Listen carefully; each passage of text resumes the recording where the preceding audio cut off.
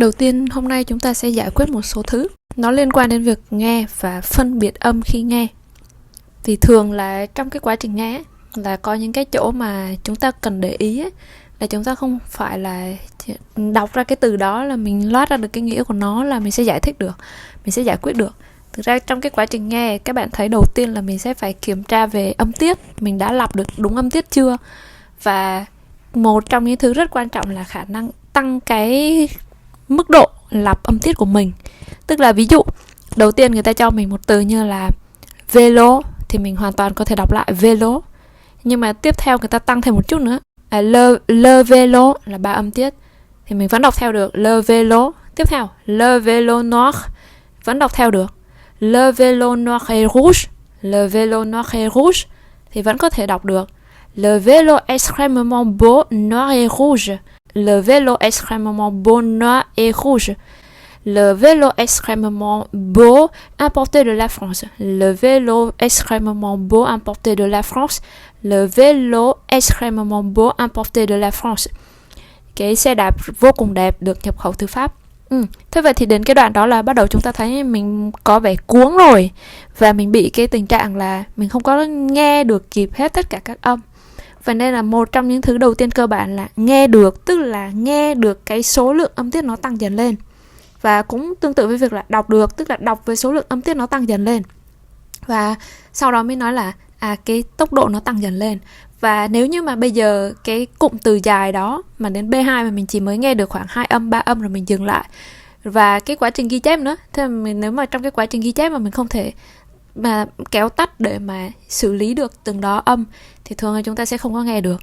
Vậy thì cái quá trình đó nó sẽ cần phải tập rời rạc, tức là tập để gọi là như kiểu các bạn thấy người ta tập thể lực trước khi chạy bộ ấy, hay là người ta tập thể lực trước khi chạy marathon ấy. Thế vậy một cái bài nghe dài nó cũng giống như một cái cuộc thi marathon.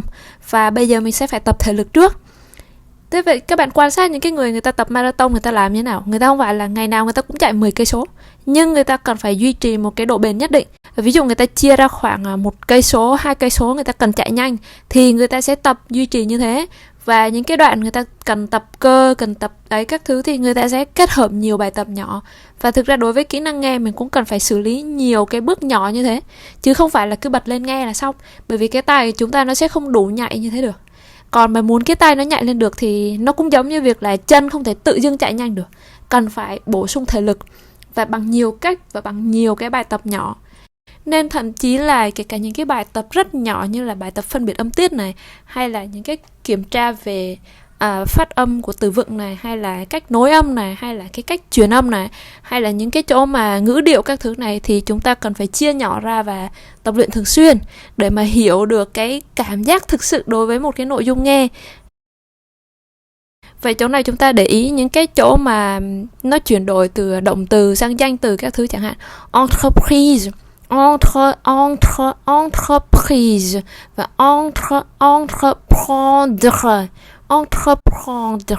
entreprendre, mím môi lại và entreprendre.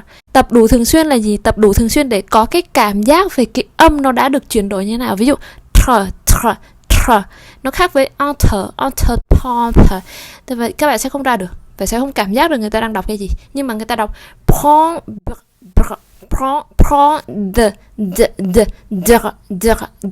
entreprendre. Rồi surprise, đằng cuối không phải giờ, không phải surprise, phải surprise. Surprise, surprendre, surprendre. Le suspense, un peu. Và substance, substance, suspense và substance, âm tờ và âm pờ. Và cái sai khác nó rất là nhỏ. Nếu như mình không đọc qua mình không thể cảm giác ra được. Le suspense là vậy là substance. Le ut và substance và substance, suspense, ut, suspense và là substance. Tương tự ví dụ như là la chance, âm sở, le change, je, âm sở và âm je. La chance và le change. J'ai changé, j'ai, âm e và âm e. J'ai changé, je change. J'ai changé, je change. Il faut les changer. Il change en changeant le changement, changement, changement. Il change en changeant le changement. 11, 11, số 11. 11 heures, heures, 11 giờ. 11, 11 heures, heures, heures. Không đọc đủ âm, nó ra 11, 11. 11 không có trong tiếng Pháp. 11, 11. 11 heures, 11 heures, 11 heures. Je, tôi, je, tiếp tục tương tự. Je là chữ je thứ hai, mình sẽ phải dằn hơi hơn một chút, tại vì chữ thì nó phải khum cái miệng lại một chút nữa. Je mange. Je mange. Vậy je và chữ je là tôi và chữ je là trò chơi, hai cái nó giống nhau. Và mange đến đây nó chỉ có âm chứ không phải là je và je. Mình chỉ đọc chữ R thôi trong bảng chữ cái A, B, C, D, G. Và khi lấy cái chữ cái G để ghép vần với lại những cái chữ E hay chữ Y thì mình ghép là je, I, J, comme ça. Je mange. Je pense. Le penseur, âm pense, đọc âm sờ. Chữ cái sờ. Je pense. Le penseur, le penseur, la pensée, des suspens, des suspens, des substances. Je surprends, je surprends, des suspens, des substances, và je surprends. Thế bây giờ chúng ta xử lý tiếp một vài trường hợp như âm ble, âm gle, âm gle. Sensible, sensible, siècle, siècle, siège, règle, âm g, đè cái lưỡi của mình vào, règle. Và athlete, athlete, riêng ra, athlete, glace, tờ trước, tờ rất mạnh, tờ dứt khoát, chúng ta đẩy cái lưỡi thôi,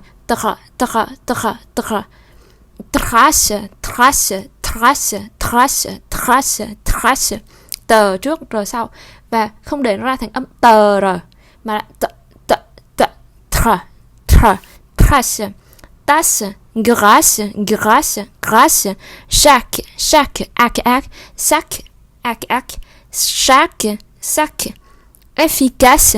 efficace, chaque, mỗi, và sac, le sac, và le sac, và le sac, và chaque, mỗi, và efficace, efficace.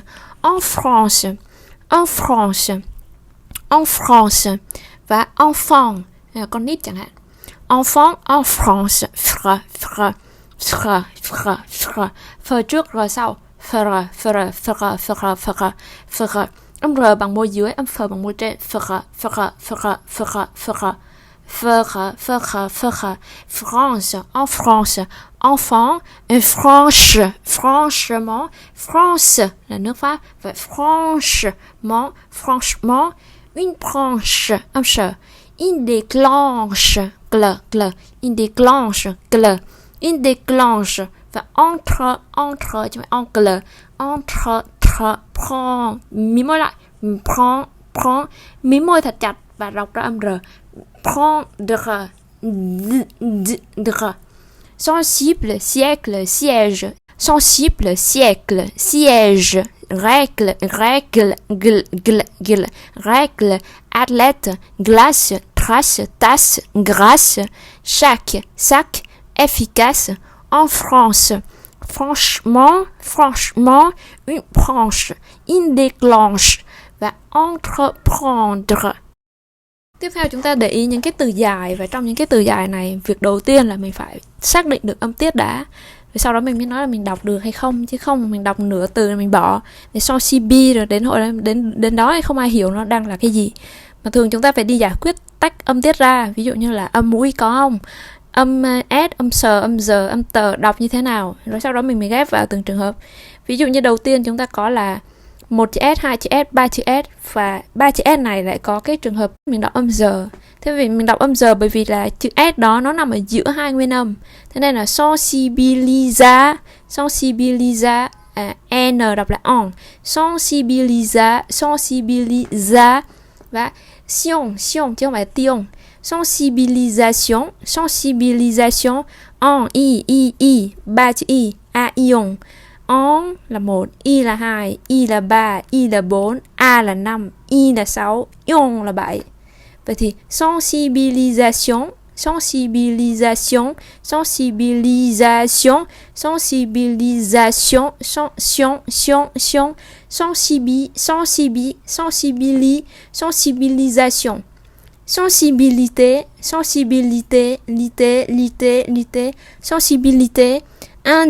indépendant,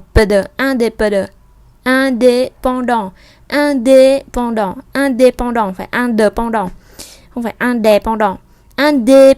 Indépendant, cũng không phải indépendant. Indépendant. Chữ E thì mình bẹt cái miệng ra, bẹt theo chiều ngang. Chứ không phải on, không phải on dépendant. Co hết miệng vào nó không đúng. Âm E mà âm E là mình phải mở miệng theo chiều ngang, cái miệng mình phải thành đường thẳng và bẹt ra. Tức là ví dụ khi các bạn đọc cái vần thì miệng của mình nó phải giống như là mình đang kẹp một cái đũa hay một cái thìa gì đó để cho nó cảm giác, hay cắn cái ngón tay vào. Indépendant mới co miệng vào. Indépendant và indépendance, âm sở cuối. Occupation và occupation, âm u. Và germer les graines, germer âm r, không phải germer, không phải germer, R mà đứng ở giữa một từ như thế đọc là R. Germer les graines, AI là E và chữ N đọc, chữ E, chữ S là câm không đọc, chữ S số nhiều không thay đổi cách đọc, chữ E đằng cuối là E câm, và chữ N mình đọc lên les graines, âm N cuối mình đọc lên N. Germer les graines, recom, com, ma, com, an thành on, recommandation.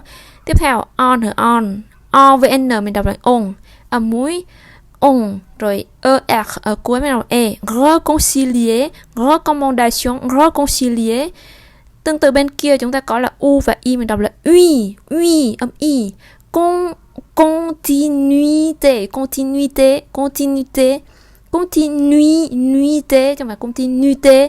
U là sai và i cũng là sai, continuité cũng sai, mà continuité, không phải continuité, u là không đúng, i cũng không đúng, và uy âm i ra nữa. Continuité. Spec, âm spur. Téléspectateur, téléspectateur.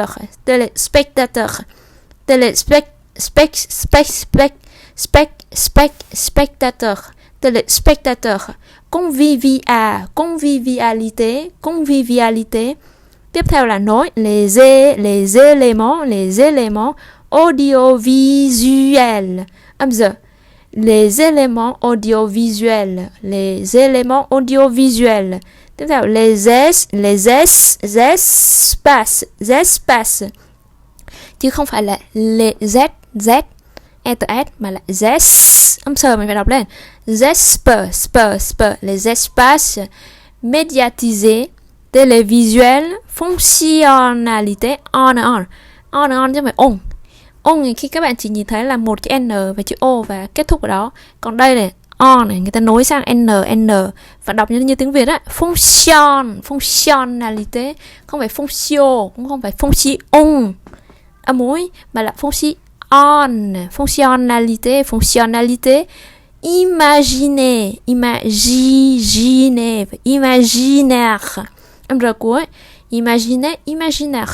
Sensibilisation, sensibilité, indépendance, occupation, germer les graines, recommandation, reconcilier, continuité, téléspectateur, convivialité, les éléments audiovisuels, les espaces médiatisés, télévisuel, fonctionnalité, imaginer và imaginaire. Naire. Tiếp theo chúng ta có vài câu này, ví dụ l'exemple des jeunes, l'exemple des jeunes qui travaillent ensemble sans prendre les vacances pendant l'année. L'exemple des jeunes qui travaillent ensemble sans prendre des vacances pendant l'année. L'exemple des jeunes qui travaillent ensemble. L'exemple des jeunes qui travaillent ensemble sans prendre des vacances pendant l'année. L'exemple des jeunes qui travaillent ensemble sans prendre des vacances pendant l'année. Les leçons sont des nouveaux fondements. Psychosociaux. Không phải psycho. Âm pờ này cầm. Les leçons sont des nouveaux fondements psychosociaux pour les habitants de Menton. Les leçons sont des nouveaux fondements psychosociaux pour les habitants de Menton.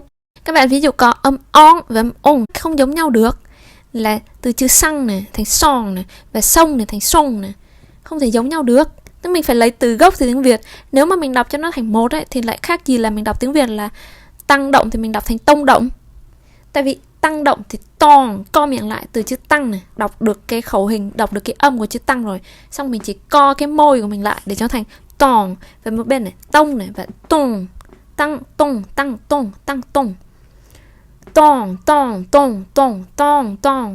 Tông.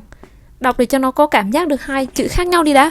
Khi mà mình nghe mà mình không cảm giác được hai âm khác nhau thì cái đầu tiên là phải giải quyết là mình đọc lại xem thử mình đọc có ra được không. Và mình có hiểu bản chất là đây là ăn và đây là ông hay không. Cái âm gốc nó tạo ra cái sự sai khác. Les leçons sont des nouveaux fondements psychosociaux pour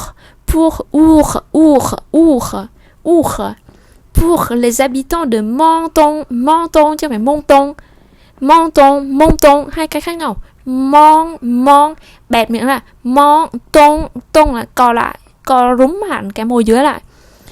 Les leçons không phải les leçons, không phải les leçons, không phải bẹt miệng là les leçons sont des nouveaux âm u và âm o, nouveaux fondements fondements psychosociaux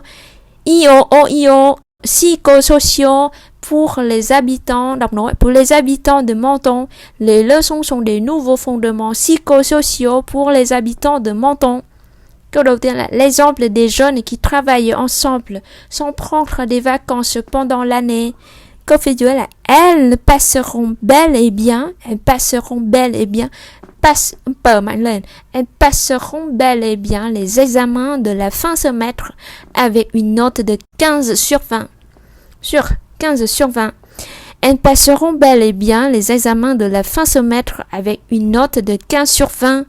Elles passeront bel et bien les examens de la fin semestre avec une note de 15 sur 20. 15 sur 20, 1, bẹt miệng ra, 15 sur 20, 15 sur 20, 15 sur 20. 15 sur 20, elles passeront bel et bien les examens de la fin semestre avec une note de 15 sur 20. Tiếp theo là âm 1 và âm in, âm n và âm 1. Tức là lúc đọc âm mũi lúc không. In. Christine a fini une dizaine de semaines, dizaine de semaines pour lire 3000 lignes. 1000 và ligne sur l'Indochine, in. Christine a fini une dizaine de semaines pour lire 3000 lignes sur l'Indochine. Christine a fini une dizaine de semaines pour lire 3000 lignes sur l'Indochine. Lưu ý cho các bạn là khi mà mình học ấy là tùy vào cái mức độ của các bạn thôi. Nếu như mà mình muốn nghe được 15, 20 đổ lên ấy thì tốt nhất các bạn nên tập phát âm và nên tập đọc cụm từ cho nó tương đối trôi chảy. Và mình phải có cảm giác chính xác về âm. Các bạn mà học từ tiếng Anh sang thì các bạn hay dùng cái kỹ năng đọc, ví dụ đọc khoảng 20 và ba cái kỹ năng còn lại thì chia đều ra 30 điểm thôi, tức là mỗi môn còn lại 10 điểm thôi. Thì thường các bạn hay xử lý như thế. Thì tùy vào cái việc là mình đang định hướng nó như thế nào. Nhưng mà đọc 20 thì sẽ phải mất rất nhiều thời gian để tập trung vào việc đọc. Và về cái việc là nếu như mình muốn học để lấy một cái kỹ năng trọn vẹn đi, nếu mà mình muốn định đi Pháp đi thì chắc chắn là phải nói và nghe được. Vậy thì nói và nghe được nó cần cái sự nỗ lực rất là nhiều, chứ không phải chỉ đơn giản là mình nói một lần qua là nó không như tiếng Việt. Con nít các bạn thấy nó cần 3 năm 5 năm nó mới có thể nói được một cách trôi chảy. Và bây giờ các bạn để ý xem là thiếu gì bạn mà bị ngọng này, hay là bị một cái tật về phát âm này. Mà nếu mà nói về ngoại ngữ ấy, thì nó cũng giống như kiểu là các bạn nghe giọng Campuchia vậy đó, người Việt ở Campuchia nói chẳng hạn thế. Vậy thì chỗ này mình sẽ cần phải tập đủ nhiều và đủ thích nghi nhiều thì nó mới có thể có cái sự nhạy bén nhất định được. Còn nếu như mà mình không có để ý về cái cách tập ấy, và trong cái quá trình mình học mình không có nhạy bén về âm được ấy, thì nó sẽ rất là mất thời gian. Và từ cái nguyên tắc phân biệt âm và định hình âm đó nó cho mình ấy, sau đó mình nghe chính tả nó tốt hơn, và từ cái nghe chính tả đó mình sẽ có cảm giác, tức là mình nhìn được cái trật tự chữ cái ở trong một cái từ rồi, thì khi mà mình đọc lên nhiều và mình có cảm giác rõ ràng về nó, mình hiểu bản chất của cái âm đó nó được tạo lập như thế nào, thì thường mình sẽ học viết nó nhanh hơn. Mình viết trở vào trong một cái bài của mình là mình phải đọc từng chữ cái một. Ví dụ des vacances, des là D-E-S, va, vacances, âm sở cuối C-E, và đề thì số nhiều, với vacances có S. Thì vậy luôn luôn mình phải đọc ra được cái trình tự chữ đó ở trong đầu. Chứ còn nếu như mà mình viết mà trong đầu mình nó không có cái giọng nào nó vang lên cho mình á, mình sai nhưng mình không biết nó sai ở đâu. Mình nghe beaucoup de thì dưng mình biết beaucoup de là nó sai rồi. Tại vì đọc beaucoup de monde, beaucoup de chansons. Je connais beaucoup de villes, je connais beaucoup de chansons. Nhưng người ta đâu đọc là je connais beaucoup de villes, je connais beaucoup de chansons. Je connais beaucoup de villes, je connais beaucoup de chansons, je connais beaucoup de personnes. Người ta đâu có đọc thế. Người ta đọc là je connais beaucoup de. Je connais beaucoup de personnes, je connais beaucoup de villes, je connais beaucoup de monde. De và de hai cái khác nhau. Des nouveaux fondements, des nouveaux fondements. Cái chỗ đấy rất là nhạy. Mình là e và rồi e và i chẳng hạn, thì nó chỉ có những cái chỗ mà mình phải giải quyết từ những cái nhầm lẫn từng cái chữ cái một, từng cái nguyên âm một, chứ không phải là mình hiểu được cái từ đó. Các bạn hiểu cái từ đó khi mà nó có ở trên mặt giấy thôi, còn âm thanh mình cần phải định vị bằng chữ cái, bằng từng cái âm tiết một, chứ không phải là, chứ nếu không thì sẽ bị giống như kiểu là phải có người dịch lại cái cụm nó ra cho mình, đọc thành từng cụm các thứ, người ta phân tích xong thì mình hiểu được. Chứ còn mà bảo tự nghe tự hiểu thì nó chưa giải quyết được. Không sao. Và như vậy thì cần rất nhiều cái nỗ lực về việc là tập luyện và nhận diện nó rất quan trọng.